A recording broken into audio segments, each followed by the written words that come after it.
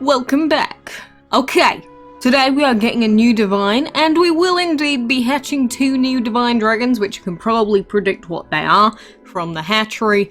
But first of all, we have our bad boy from the divine altar to get, and of course it's going to be Mr. Osiris, because I never managed to get this dragon before. We did have pieces for him from the previous event, but finally it is our time to get this dragon. So that is divine number 3. Osiris isn't necessary for the Hathor collection, but might as well get as many divines as we can get, right?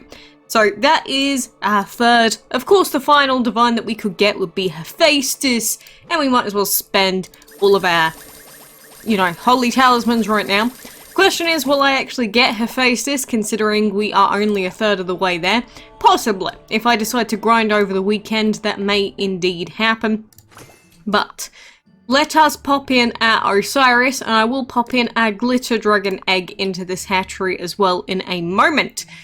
But first of all, we have our divines. And do I actually have somewhere to put these divines? That is a good question. I don't know if I actually have any room. So I'm going to quickly buy some vault space. See how pre-planned I am about all of this? To be fair, I've got quite a lot of cash at the moment, so I don't care about buying some additional vault spaces just for the sake of making this a little bit easier. So I am going to vault the moon dragon. Let's not vault Shinobi. Let us vault Princess. There we go. Let's go vault her. Okay, they've been popped over there. So now, without further ado, let's hatch our new dragon. So the first one I'm going to hatch is my preferred one out of the 2. Not for its elements, but for its design. And of course, this is the divine NUT dragon. And NUT, you'll see that I have recommended it to some new players before, especially if you've been in the Discord server, because NUT does have 2 AoE attacks, although energy isn't quite as good overall as an AoE attack compared to fire and light, because there's the chance it only hits 2 targets, but energy is still a really good element. The problem is, if you manage to get Hathor, you're probably better off going with like Artemis Hathor instead of Artemis NUT, but if you just really needed NUT for some reason, it's also an option. But an incredibly ancient divine, the NUT dragon is a protector of souls and shepherd of heavenly bodies, giving orders to the chaos of the cosmos above Dragonlandia. Many mother trainers revere it. They're very cool. So yes, I do say NUT because apparently that is how you actually say the name. You can call it NUT because I am also renowned for saying names very wrong, but technically it is NUT, and I kind of preferred the way of saying it. NUT. Yeah, it reminds me of that. Oh, what's that old car show that used to play out in the UK? I'm sure someone remembers it, but I can't remember what it was called. Was it Noddy? No, it wasn't. Not. I don't remember. Anyway, it's not important. I'm getting distracted. Here is little NUT. Newty. We will level up NUT, and I'll probably end up unlocking or at least their first 2 elements and upgrading them, because I do that for every divine, every ancient, just for the sake of it. But I'm going to take NUT and our 2nd divine up to level 25, and we'll take them into a couple of fights just to see them in all of their grand glory. Because to be honest, I'm probably never going to use them. They're just there for that Hathor collection. But very nice looking dragon. I do really like all the sparkly barklies everywhere. Definitely a fan. I do like all of the little detailing on NUT. Very cool dragon overall. So that is the first one. The second one we've got is, of course, Artemis, who also does have some detailing on it. It does remind me of God of War, I have to say. Obviously, they're from like the same mythology. But Artemis here is a divine shadow and water dragon, which we'll notice is pretty much exactly the same as Osiris.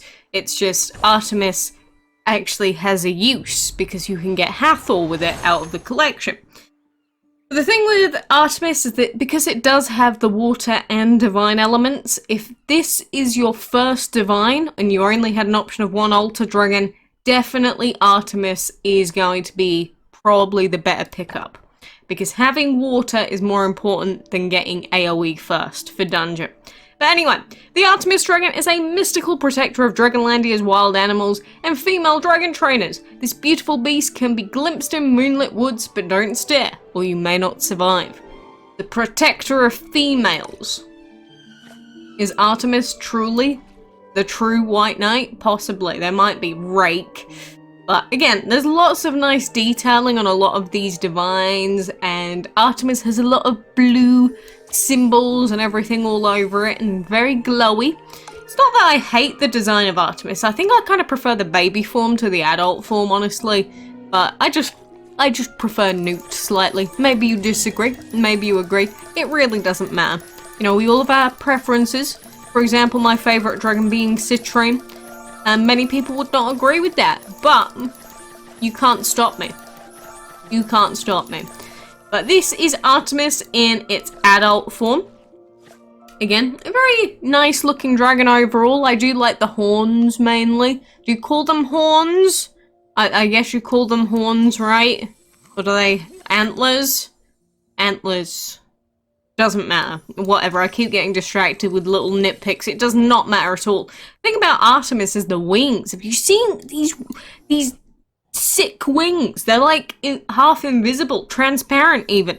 Glowy blue transparent wings. If I was going to have a set of wings, I would want glowy blue transparent wings. Not gonna lie. That would so be my jam. But again, like I said, if you had a choice of any divine from this event and you needed just a divine and it was your first one, Artemis would have been the go-to, honestly speaking. But anywho, that is those diviners hatched. We have not seen any luck with Flame Lily so far, which is a shame. I will open up these chests very quickly, very cool, and I do need to finish off the Sigil Campaign, but overall, of course, most of us are just going to be focusing on the castle event, which I'll also be stepping into in a memento.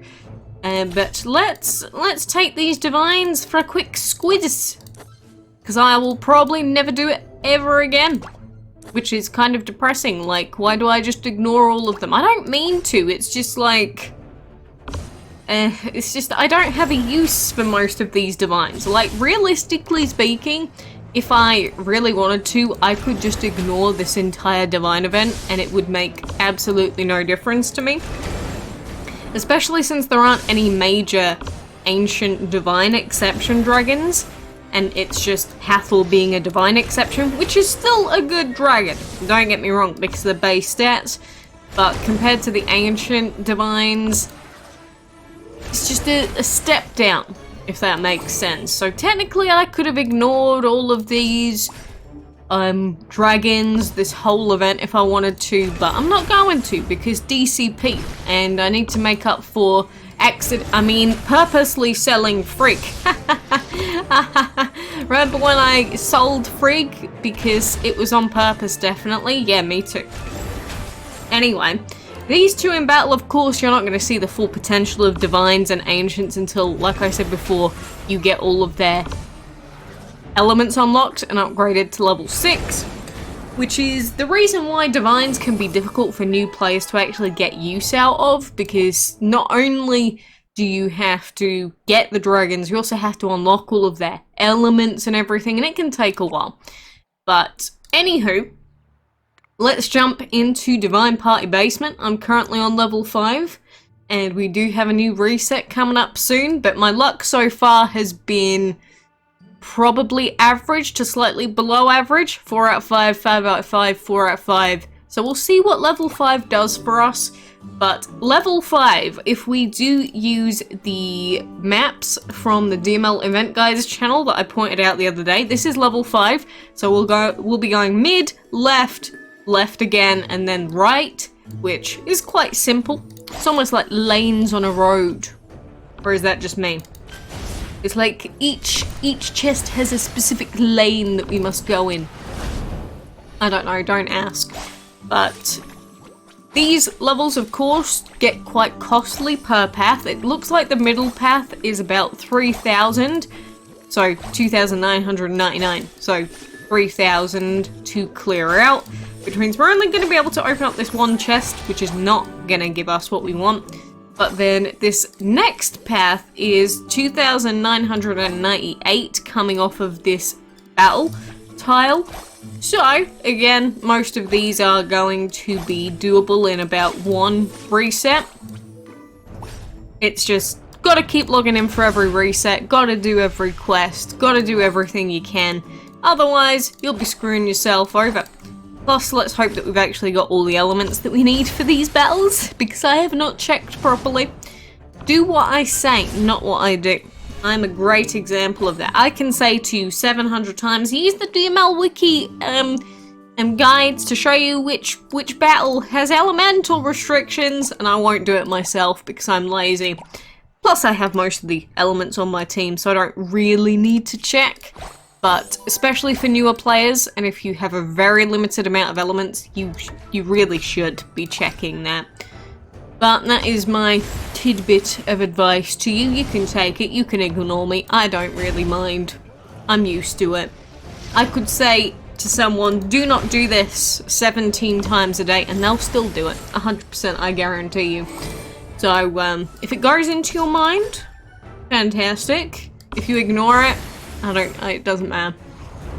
But, you know, I have had some people messaging me, especially some newer players, saying, you know, they've gotten the divines that they wanted out of this event. They've never played a divine event before. They might be like player level 20 and they've still managed to get 2 divines out of this event. You know, in that case, fantastic work. Not everyone's gonna get divines out of this event. Maybe they were busy during this period. Maybe they didn't prepare their teams properly. But even if you're a brand new player, at least playing the event can hopefully get you some experience so that you know what they're like. Anyway, I was contemplating for a second whether I should actually finish off this Sigil Campaign map. So I have spoken about this before. With the Sigil contest and the way that it works, the sooner you finish, the more points you get. But lots of people tend to finish quite early or on the last day sort of thing. So ideally, if you want to have the best chances of getting those 5 premium chests, you can sort of wait to finish off the Sigil map. But I'll be honest, the last 2 I completely forgot to log in for. So, rather than that happening again, I think it's mainly because the reward dragons are getting repeated, so I don't care too much.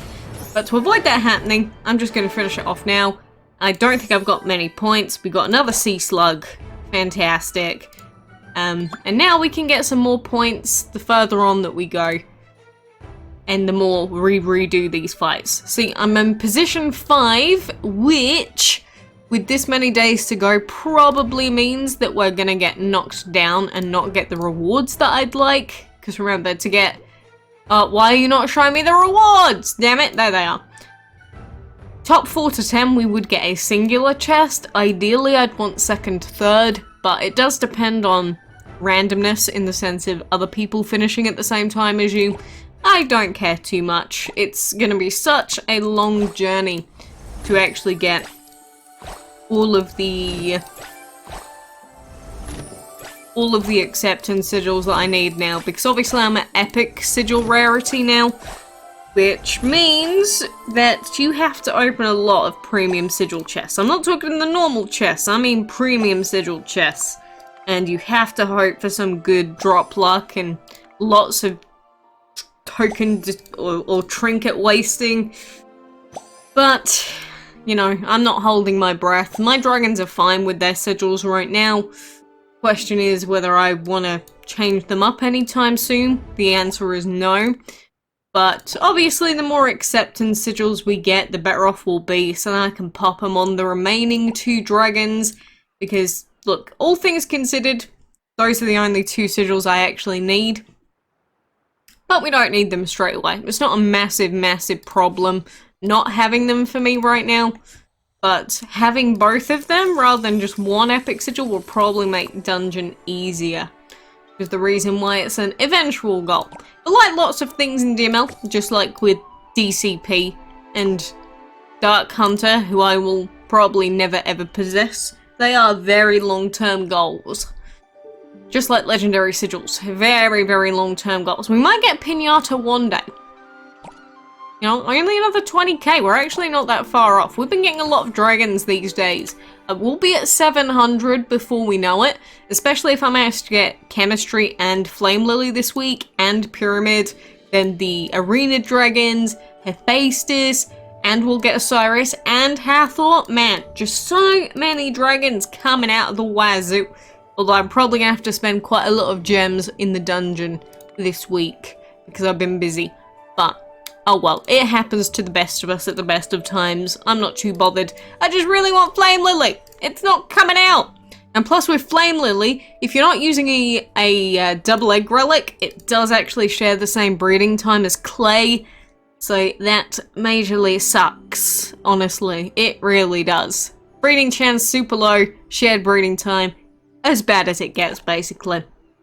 But anyway, my intent was mainly to get those divines hatched, which we did. Look at this island. It's looking so full of some good dragons. 4 Apollo dragons, all of these guys. I'm gonna have to clear out some more island space. Damn. But anyway, for now, I do wish you the best of luck with Divine Party. I hope you get to level 6 ASAP and manage to clear up this event. I really want to finish with some time remaining. I haven't missed a reset yet, but it looks like it's going to be close even without missing resets. So definitely seems to be slightly tougher than event part 1, which is to be expected. But anyway, for now I appreciate you being here, and I hope I will see you back again soon. Ciao.